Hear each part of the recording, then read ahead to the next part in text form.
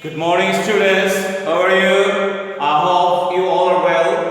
So, dear students of class 8, please keep your attention and get ready to see the class. So, dear students, today I will share with you very important grammatical topic, that is changing sentence. You know, if you want to change any kinds of sentence, you have to know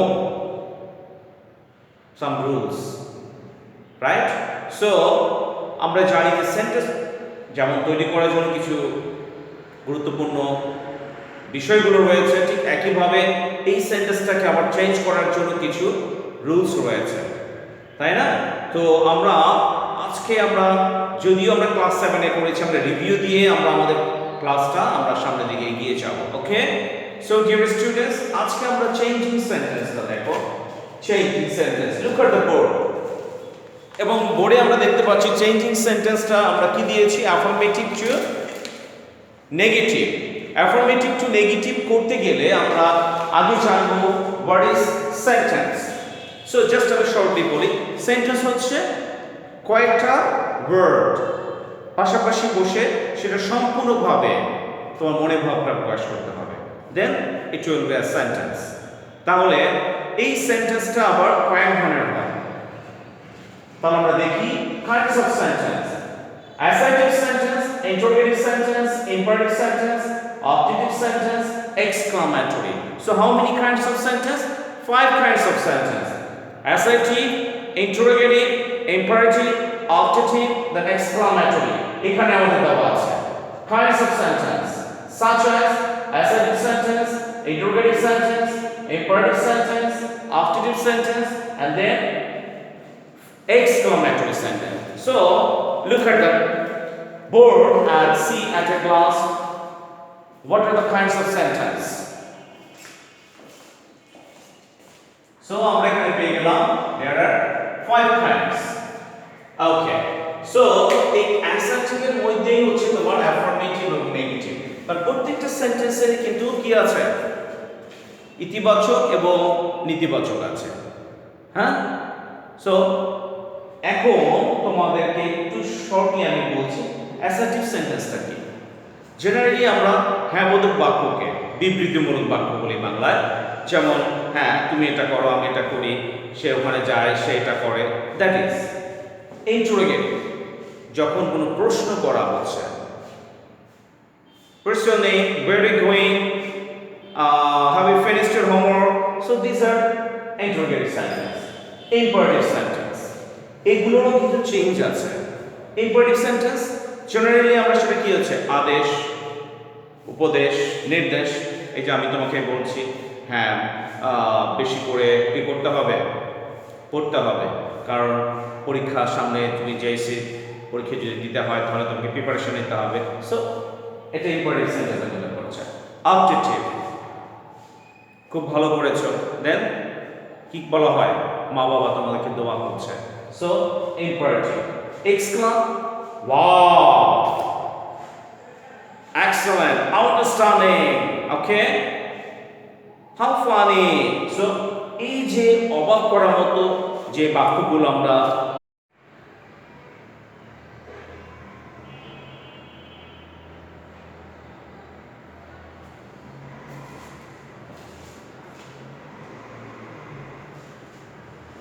So dear students, I'm coming back. So আমরা এখন changing সেন্টেন্সে আমরা চলে যাব। Direct যেটা আমরা changing গুলো সেটা আমরা দেখব। চেঞ্জিং এ যেখানে অ্যাফার্মেটিভ টু নেগেটিভ আছে সেটা আমরা দেখি, স্টেপগুলো দেখি। খেয়াল করো ফার্স্ট রুলস, অ্যাফার্মেটিভ সেন্টেন্সে যদি অনলি বা অ্যালোন থাকে, খেয়াল করো যদি অ্যাফার্মেটিভ সেন্টেন্স যেমন বলা হলো I'm only present there,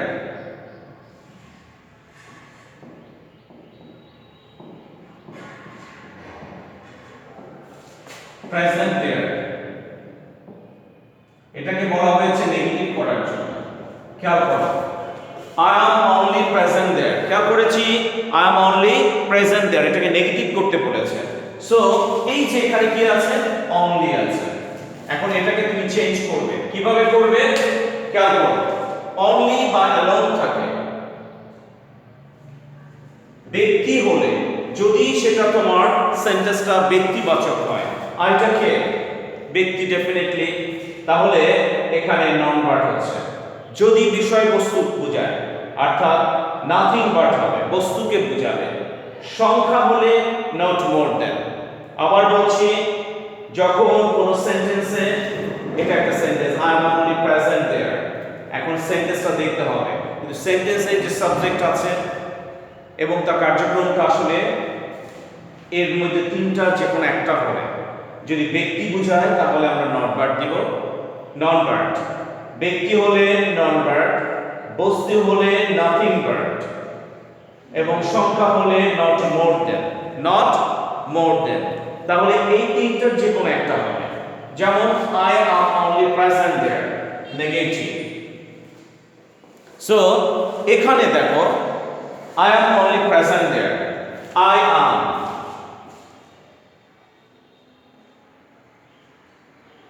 এখানে দেখো অনলিটা আমরা যেটা আছে নন verb I am present there, তাহলে এখানে নন ভার্ব,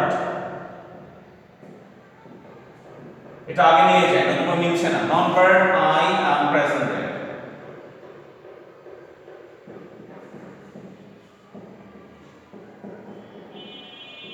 খেয়াল করেছি non verb I am present there, মানে আমি ছাড়া কেউ ওখানে উপস্থিত ছিল না, তার মানে এখানে নন ভার্ব। এই যে নন ভার্বটা কি, কেন এখানে ব্যক্তিকে বোঝাচ্ছে, আইটাকে অবশ্যই কোনো ব্যক্তি, সো এখানে নন ভার্ব আসছে। ওকে, তুমি এটা আরেকটা সেন্টেন্স যদি আমরা দেখি, তুই বললে রহিম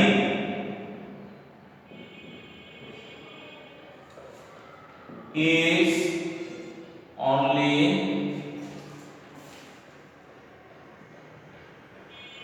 14 years old।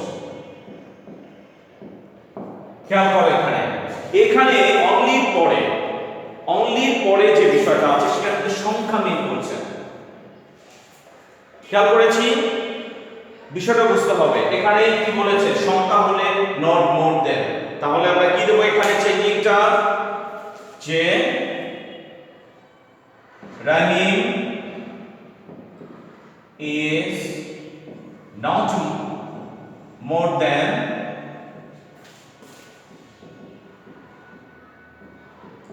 14 সংক্ষেপে years old।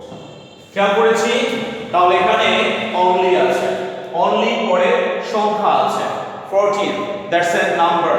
এই সংখ্যা আছে বিধায় আমরা কি করব, এটা খেয়াল করি, Rahim is only 14 years old। Rahim is not more than, কারণ এটা সংখ্যা বোঝাচ্ছে। আমি আন্ডারলাইন করে দিয়েছি লাল কালি দিয়ে, তোমরা বোঝার চেষ্টা করো please. Okay, so Rahim is not more than দেওয়ার কারণ হচ্ছে এখানে অনলিটা বেসিক্যালি কি বোঝাচ্ছে, সংখ্যা বোঝাচ্ছে বিধায় আমরা কি দিয়েছি, কি বলো তো, ইয়েস অনলি 14 ইয়ার্স আছে, সংখ্যা বোঝাচ্ছে বিধায় আমরা নট মোর দেন দিয়েছি। ওকে, দেন এখানে স্ট্রাকচার আছে, আমরা স্ট্রাকচারটা ওভাবে দেখার চেষ্টা করব। এরপরে দেখো এখানে অনেকগুলো আছে, সাবজেক্ট ভার্ব, নাথিং ভার্ব, এখানে নন ভার্ব আমরা প্রথমে দিয়ে দিয়েছি, বেসিক্যালি এটা প্রথমে দিকে হয়। ওকে, সাবজেক্ট নিয়ে আসিও যে ওখানে দিয়ে দিয়েছি। অ্যাফার্মেটিভ সেন্টেন্সে যদি মাস্ট থাকে, এখানে আরেকটা বিষয়, আরেকটা রুলস, আজকে আমরা তিনটা রুলস করব। Okay, so dear look at the board, just কি আছে এখানে, মাস্ট আছে, মাস্ট। দেখো মাস্টটা থাকলে আমরা কি করব,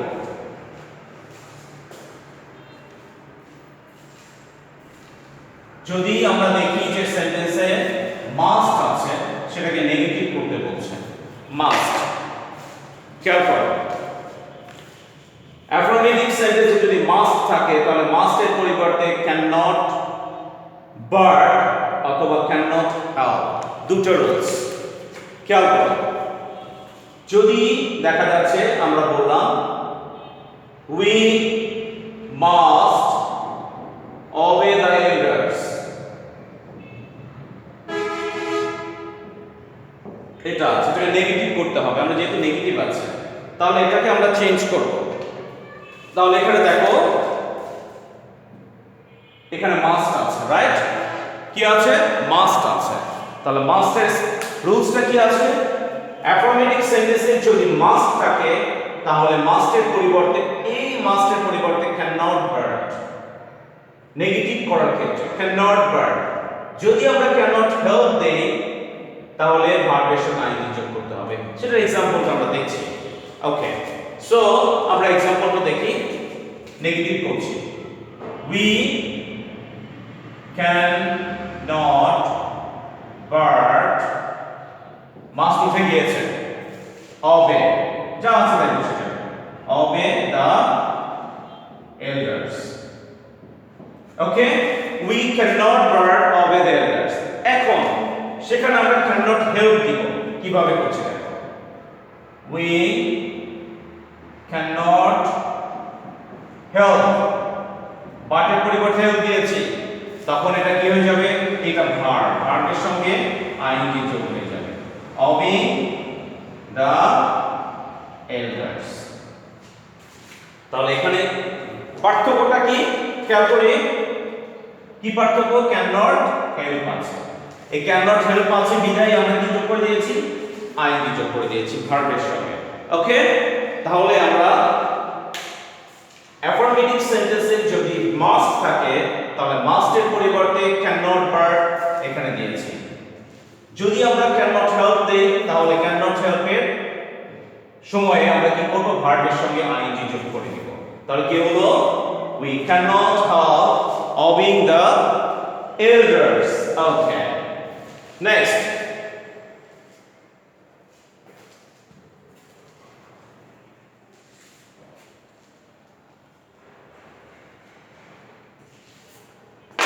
আমরা একটু দেখো থার্ড নাম্বারটা। অ্যাফার্মেটিভ সেন্টেন্সে যদি এভরি থাকে, যেমন আমরা এক্সাম্পলটা লিখেই দিই,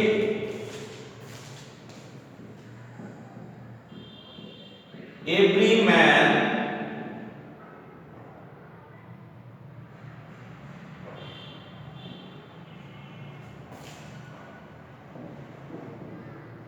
loves, এখানে ম্যানে দিই আমরা, every man loves his country, তাই না? এটা একটা universal truth, every man loves his country. তাহলে এখানে দেখো কি বলেছে, যদি অ্যাফার্মেটিভ সেন্টেন্সে এভরি থাকে তাহলে এভরি এর পরিবর্তে আমরা কি দিব? এই এভরি এর জায়গায় দেয়ার ইজ নো, এভরি এর পরের অংশ, এটাকে শুধু আমরা কি করব? বাদ দিব। তাহলে এই এভরি এর পরিবর্তে আমরা কি নিব? দেয়ার ইজ নো, এভরি এর পরের অংশ কি আছে? ম্যান, তারপরে কি হবে? বার্ড প্লাস ভার্ব এবং আদার্স। রুলসটা আমাকে খেয়াল করতে হবে। দেখো আমরা এখানে লিখছি আগে,